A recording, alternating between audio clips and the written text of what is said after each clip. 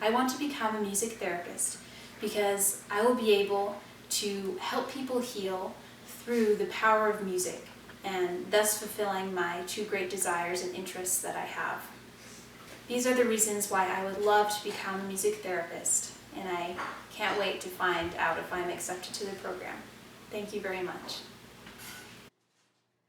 It's pretty incredible to think about where I've been and how far I've come.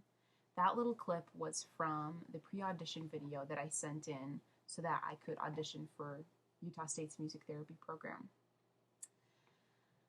I want to share a little bit more of my audition story with you in hopes that it will help you as you audition to the program at Utah State. My name is Amy Lurcher. I'm a senior in Utah State's music therapy program, and I have loved it. It has just been a phenomenal experience.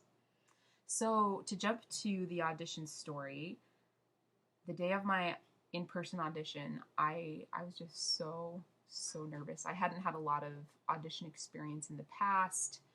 I hated performing. I was definitely a very reserved, pretty shy person, and I didn't like being center stage. I didn't like anyone really listening to me. I was just very scared of the audition. It was very intimidating.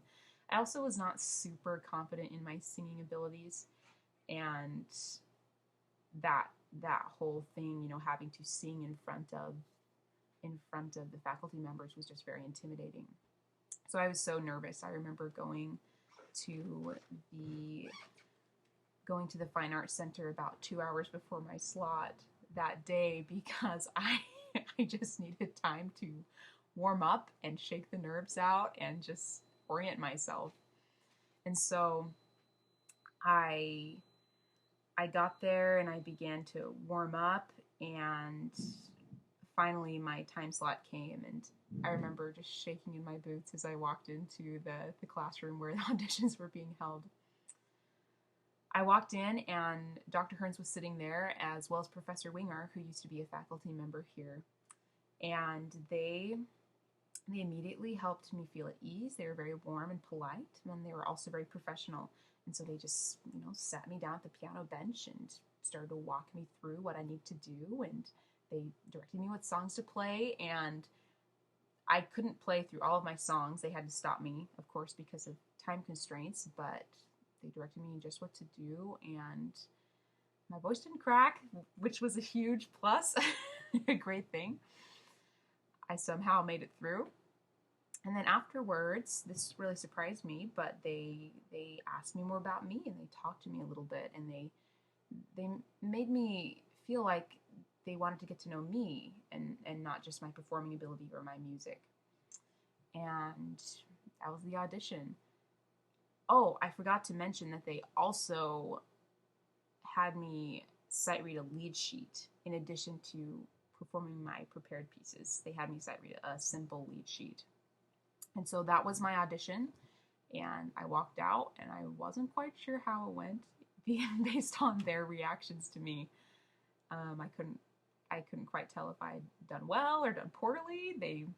I'm just like, okay, there we go. I was so relieved though, and